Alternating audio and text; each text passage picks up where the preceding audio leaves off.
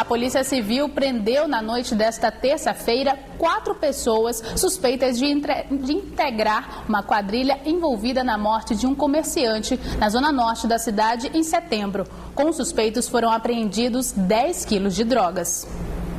De acordo com a polícia, 3 homens e uma mulher foram presos por tráfico de drogas, mas eles também são suspeitos de envolvimento na execução do comerciante Raimundo Souza de Aguiar, de 40 anos, que era conhecido como Roberto. Ele foi morto a tiros no dia 26 de setembro, dentro do próprio estabelecimento, localizado na zona norte da cidade. O crime dele está diretamente relacionado ao tráfico de droga. Houve no início informações de que davam conta de que ele estaria financiando, emprestando dinheiro a alguns traficantes e, em função disso, alguém teria recebido ordem para executá-lo. A polícia procurava por 2 pistoleiros suspeitos de participar do crime e acabou localizando os 4 suspeitos após uma denúncia anônima. A polícia prendeu Felipe César Leite Vasconcelos, de 26 anos, Jasson dos Santos Carneiro, de 27, Felipe Ferraz de Oliveira, de 23 e Vivian Suzane Carvalho Freire, de 19 anos. Dava suporte logístico, para os matadores deste crime, fornecendo arma e munição. E, além disso, traficavam droga na área.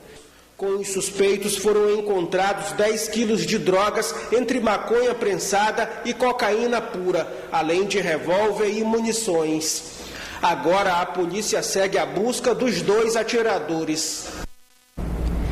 Um terreno que funciona como lixão improvisado no bairro Puraquequara, na zona leste de Manaus, pegou fogo. O incêndio começou na tarde de ontem e até agora os bombeiros tentam conter as chamas. Segundo informações da equipe de bombeiros que está no local, o terreno de aproximadamente 500 metros é usado como lixão pelas fábricas do distrito industrial. O incêndio começou na tarde desta terça-feira e mesmo hoje pela manhã o fogo ainda era grande. Plásticos e materiais inflamáveis dificultam o trabalho dos bombeiros. Por conta do incêndio, no início do dia era possível ver uma fumaça branca em vários pontos da cidade. Ainda não há previsão de quando os trabalhos devem ser concluídos. Um jovem de 18 anos foi preso esta manhã suspeito de torturar os enteados. As agressões duraram quase 4 meses, tempo em que ele se relacionava com a mãe das crianças. O padrasto estava foragido desde o mês passado. Luciano Martins tem detalhes sobre o caso. As crianças de 8 meses e 3 anos apresentavam um quadro de anemia e desnutrição quando foram examinadas pela perícia. Em depoimento à polícia, o padrasto declarou que agrediu os enteados porque não sabia lidar com o choro deles. O jovem confessou também ter afogado a menina de 8 meses em uma espécie de camburão de água, chegando a enforcá-la até a menina desmaiar e deixou marcas de unhas nela. Disse ainda também que já jogou em um igarapé. O padrasto foi identificado apenas como Jonathan. Ele foi encaminhado à cadeia pública desembargador Raimundo Vidal Pessoa, no centro da capital, e responderá por crime de tortura. A mãe das crianças perdeu a tutela dos filhos e também foi indiciada por tortura, mas vai responder em liberdade. Os irmãos agredidos estão sob os cuidados do Serviço de Acolhimento Institucional Emergencial. Luciano Martins para o Band Cidade. Um terremoto atingiu parte do Amazonas na noite desta terça-feira. O tremor ocorreu por volta das 9h30 da noite na fronteira do Brasil com o Peru. O terremoto que atingiu parte do Amazonas ocorreu próximo à fronteira do Brasil com o Peru. O abalo foi a 562 quilômetros de profundidade. O epicentro foi nas proximidades do município de Eirunepé, a mais de 1.000 quilômetros de Manaus. O tremor foi de intensidade média, com 4,6 graus de magnitude na escala Richter. Esse especialista do Serviço Geológico do Brasil explicou a causa do tremor. Aquela região ali, ela é a região próxima aos Andes. Então essa região é uma região de borda de placa tectônica e esse terremoto é causado pelo atrito entre as duas placas, a colisão da placa sul-americana contra a placa de Nazca, que é a placa que ocorre sobre o Oceano Pacífico. E essa colisão entre as duas placas gera essa propagação de ondas sísmicas e, consequentemente, o terremoto. Ainda segundo ele, o fenômeno é considerado comum para a região e não há informações sobre danos causados. Ele foi percebido por sensores conhecidos como sismógrafos, que detectaram essa vibração. A população não percebeu nada desse fenômeno. Ele ocorreu a uma profundidade muito grande. O abalo também foi registrado a 111 quilômetros de Cruzeiro do Sul, no Acre, e a 96 quilômetros de Ipixuna, no Amazonas. Foi inaugurada esta manhã a segunda etapa do novo ambulatório da Fundação de Medicina Tropical. A instituição, que já é referência em tratamento de doenças infecciosas, passa a contar agora com tecnologia de ponta para agilizar o atendimento aos pacientes.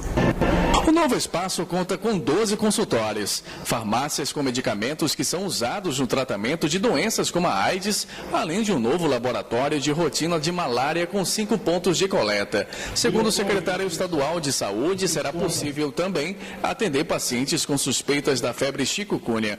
Nós já estamos com todo o fluxograma montado, com todo o diagrama montado. Se houver, nós começamos a fazer o atendimento. Agora, o importante, eu aproveito esse momento de vocês aqui, é dizer de que o grande combate para que não tenhamos febre chikungunya aqui ou tenhamos em menor número é lutar para que não tenhamos em casa, no nosso local de trabalho ou nas proximidades deles, criadouros do mosquito do Aedes, que são vasilhames ou recipientes que acumulam água por mais de 10 dias. Entre consultas médicas e coletas de exame, as novas instalações do complexo vão abrir espaço para atendimento de, em média, de 1.900.000 pacientes por ano. As pessoas que virão para cá agora serão atendidas de forma mais rápida, mais célere e mais eficiente. Os equipamentos novos que foram instalados vão possibilitar aos nossos cientistas desenvolverem trabalho de pesquisa nessa área importante da nossa vida, porque as doenças tropicais estão presentes aqui. A nova estrutura custou aos cofres públicos cerca de 3,5 milhões de reais. Os motoristas precisam ficar atentos, porque a partir de hoje passa a entrar em vigor 2 intervenções em grandes avenidas da cidade.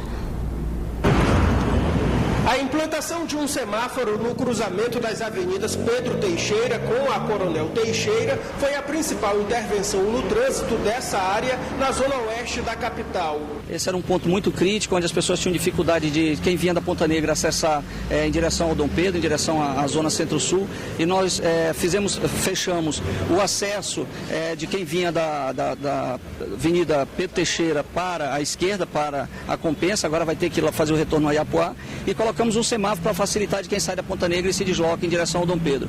Com isso, a gente já fez uma simulação de que vai melhorar em até 25% o tempo de viagem das pessoas nesse trecho, podendo chegar a 50% na hora de fora pico.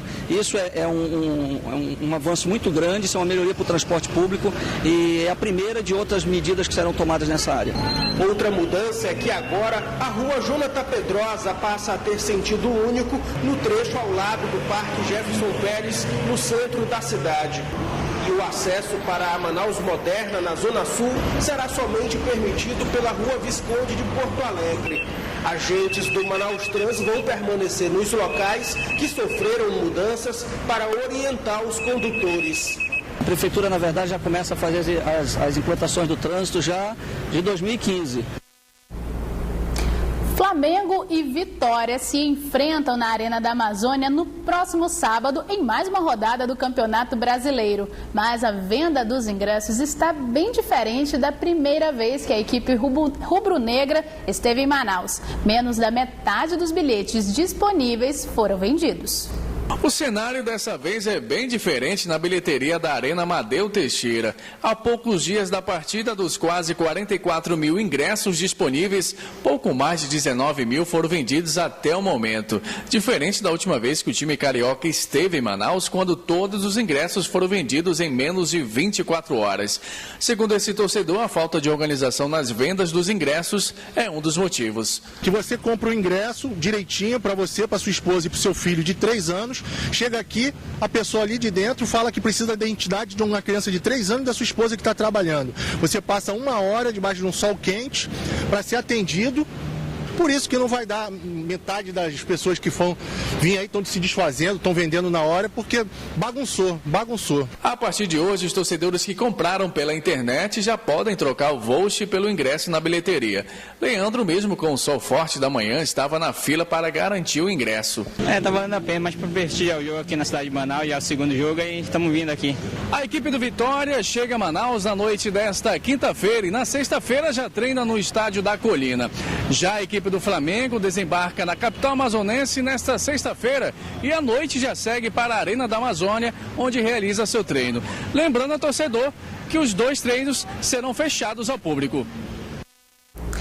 E por hoje é só. Para rever essa edição, acesse band.com.br/Amazonas. E eu espero você amanhã, às 5:50 da tarde. Fique agora com as notícias do Brasil e do mundo no Jornal da Band. Uma boa noite para você.